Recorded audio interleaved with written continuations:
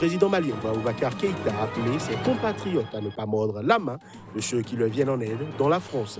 Des propos face aux expressions d'hostilité à l'égard des forces étrangères.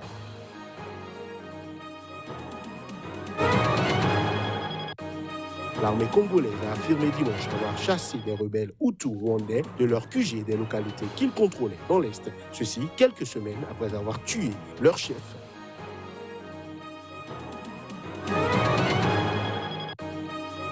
Au moins 14 fidèles dont des enfants ont été tués ce dimanche pendant un service religieux. C'était lors de l'attaque d'une église protestante à Antukoura dans l'Est du Burkina Faso.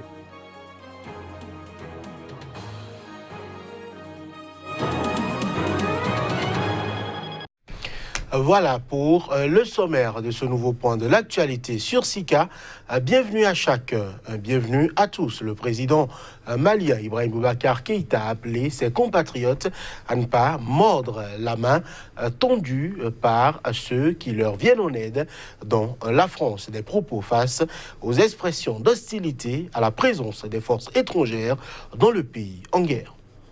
Nous n'avons aucune raison de nous glorifier d'avoir tendu la main à ceux qui en avaient besoin hier, a assuré Ibrahim Boubacar Keïta en référence à l'engagement de soldats maliens pendant les guerres mondiales ou dans les missions de paix.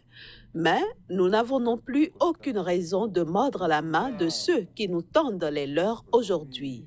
Il a par ailleurs fixé au 14 décembre le lancement officiel du dialogue national inclusif qu'il a mis sur les rails en mai et qui a donné lieu à des mois de consultation.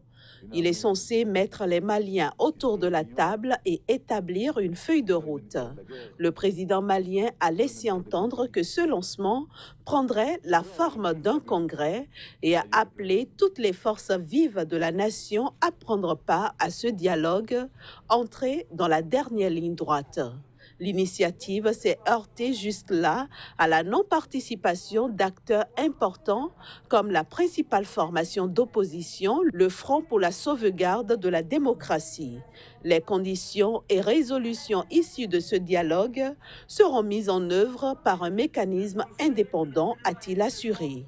Autre signe apparent de la volonté de relancer l'effort politique, un comité au rôle significatif qui ne s'était plus réuni depuis plusieurs mois est convoqué pour le 11 décembre selon un document officiel. Ce comité est chargé du suivi de l'accord de paix d'Alger de 2015 qui actait le désarmement des groupes rebelles et leur intégration dans les forces de défense maliennes.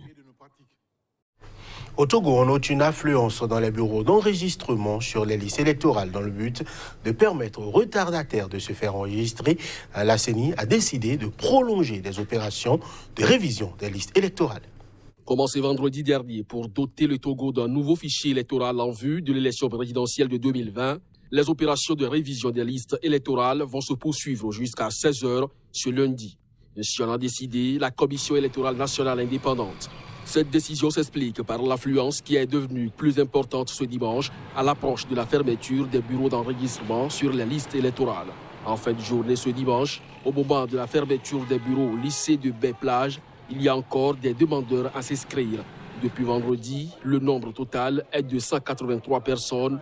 La révision concernait ceux qui venaient d'avoir l'âge de voter, 18 ans, ceux qui avaient perdu leur carte ou encore ceux qui ne se sont pas inscrits par le passé. C'est timidement que toutes ces personnes ont répondu au dernier moment. Ces opérations permettront d'actualiser le fichier électoral national existant, comportant un peu plus de 3 millions d'électeurs qui avaient servi pour des élections législatives de décembre 2018. Pour la première fois, les Togolais à l'étranger voteront lors de l'élection présidentielle prévue entre le 19 février et le 5 mars 2020, mais seulement aux États-Unis, en France, au Gabon, au Maroc, au Nigeria et en République démocratique du Congo, où sont créées des commissions électorales d'ambassades indépendantes, a précisé le président de la Commission électorale nationale indépendante, Ayassor Tchambakou. À quelques mois du scrutin présidentiel, une dizaine de candidats, dont des leaders d'opposition et des indépendants, se sont déclarés pour affronter dans les urnes le président sortant, Faure Gnassingbé, au pouvoir depuis 2005. Face à de nombreux défis. Au Niger, le MNSD a dénoncé des cas frauduleux d'enrôlement des électeurs. Le parti affirme détenir les preuves de plusieurs cas de fraude dans plusieurs régions du pays. Les précisions. Dans une lettre en date du 29 novembre dernier et signée de son président Séni Oumarou, le Mouvement national pour la société du développement alerte la CENI sur des cas de fraude d'enrôlement biométrique des électeurs. Enrôlement qui a débuté au mois d'octobre dernier dans la perspective des élections locales et présidentielles de 2020. L'ancien parti unique, passé dans l'opposition, mais aussi membre de la majorité, dit détenir des preuves de plusieurs cas de fraude dans plusieurs régions du pays. Dans la région d'Agadez, des non-nigériens auraient été irrégulièrement enrôlés. Idem dans la région de Tillabéri, dans une commune au moins, des livrets de famille pour étrangers auraient été utilisés à tort pour enrôler plusieurs personnes. D'autres cas de fraude ont été constatés dans la région de Difa, selon le document envoyé à la CENI. Pour l'heure, le Mouvement national pour la société du développement se refuse de pointer la responsabilité d'un quelconque parti dans ces fraudes. Il s'agit le plus souvent d'acteurs implantés localement qui cherchent à gonfler le nombre d'électeurs dans plusieurs communes pour leur propre intérêt, a précisé le chargé des élections au sein du parti Haruna Moussa. Le MNSD appelle la CENI à présenter toutes les dispositions nécessaires afin de garantir un fichier électoral correct, sincère et crédible. Face à ces accusations, la CENI n'a encore fait aucun commentaire pour l'instant. Jointe au téléphone, son président a su être absent de la capitale et n'a donc pas encore pu consulter la lettre du parti dénonciateur. Voilà, messieurs, cette édition se poursuit. Au moins 14 fidèles, dont des enfants, ont été tués ce dimanche pendant un service religieux. C'était lors de l'attaque d'une église protestante à Antoukoura, dans l'est du Burkina Faso. C'est ce qu'a annoncé le gouverneur de la région dans un communiqué. Une église protestante de Antoukoura, dans le département du Futuri, frontière du Niger, province de la Komondjari, a été victime d'une attaque meurtrière perpétrée par des hommes armés non identifiés. Dans un communiqué, le gouvernorat de la région de Fada-Ongoma a annoncé que cette attaque a malheureusement occasionné 14 morts et de nombreux blessés. Il précise également que les forces de défense et de sécurité se sont déployés pour porter secours aux personnes blessées. Selon une source sécuritaire, cette attaque signalée aux environs de 12 heures a été perpétrée par une dizaine d'individus lourdement armés qui ont exécuté froidement les fidèles, dont le pasteur de l'église et des enfants. Une opération de ratissage a été lancée par le groupement militaire de Futuri pour retrouver les traces des assaillants qui se sont enfuis à bord de motocyclettes. Suite à cette attaque, le gouvernement a présenté ses condoléances attristées aux familles éplorées et à la communauté religieuse protestante. Les attaques attribuées à des groupes djihadistes contre des églises ou des religieux chrétiens se sont multipliées récemment au Burkina Faso. En novembre, les forces de défense et de sécurité ont annoncé avoir tué 56 djihadistes lors de plusieurs opérations. L'armée congolaise a affirmé ce dimanche avoir chassé des rebelles hutus rwandais de leur quartier général et des localités qu'ils contrôlaient dans l'est de la République démocratique du Congo. Ceci quelques semaines après avoir tué leur chef à la grande satisfaction de Kigali. Les forces armées de la République démocratique du Congo, FARDC, ont lancé depuis mardi des offensives contre une branche dissidente des forces démocratiques de libération du Rwanda, FDLR, dans la province du Sud-Kivu, a indiqué un porte-parole militaire. Depuis samedi, nous avons délogé ces rebelles de leur quartier général et reconquis toutes les localités qui jadis étaient sous leur contrôle, a ajouté ce porte-parole Dieudonné Kassereka. Les rebelles du CNRD ont pris la direction du parc national de Kaouzi-Beiga, a ajouté le porte-parole qui assure que l'armée va déclencher de grandes opérations pour les chasser de ce parc afin qu'ils soient totalement anéantis. À 30 km de Bukavu, ce parc national de 600 km² est le dernier refuge au monde d'une espèce de gorille menacée, les gorilles des plaines de l'Est.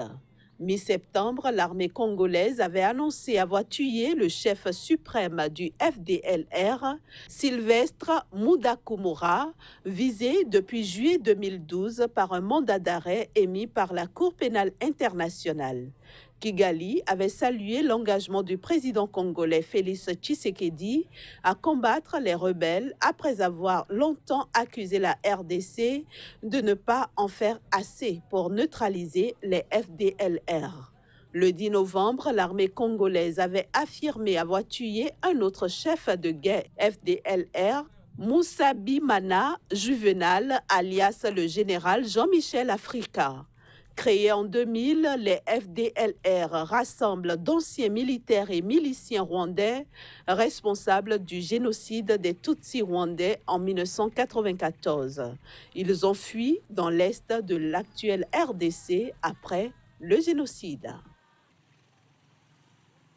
Et pour finir, invité d'honneur, le président Félix Tshisekedi a pris part à la fête nationale de la Centrafrique. C'est la première fois que le président centrafricain reçoit son homologue congolais depuis son élection.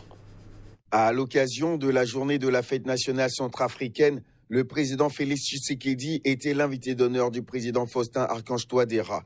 C'est la première fois qu'il reçoit son homologue congolais depuis son élection. Les deux présidents ont assisté au traditionnel défilé ainsi qu'à la course de pirogue du 1er décembre. L'évolution de nos pays éprouvés par de multiples soubresauts politiques nous conduit à accorder nos leaderships et à manifester une solidarité à toute épreuve pour combattre et mettre un terme aux menées déstabilisatrices en Afrique centrale et dans notre sous-région des pays des Grands Lacs si troublés, dont la République démocratique du Congo pour des raisons évidentes de superficie, de peuplement et de ressources naturelles devrait y jouer un rôle de premier plan de locomotive, a expliqué Faustin Archange Touadéra. Le président Félix Tshisekedi a, quant à lui, mis en valeur les efforts réalisés par son homologue pour un retour à la paix sur le territoire centrafricain. Il y a eu vraiment un bond considérable dans ce pays qui était donné pour perdu par certains. Et vous savez qu'il y a eu même une grande puissance qui a dû partir parce que la situation devenait confuse.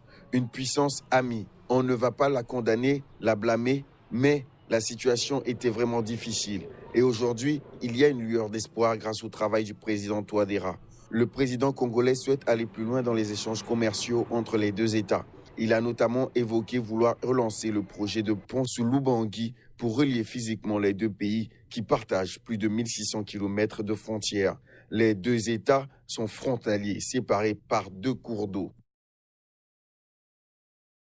Et voilà qui met un terme à cette édition. Merci de l'avoir suivi. À très bientôt pour un autre point de l'actualité. D'ici là, portez-vous bien.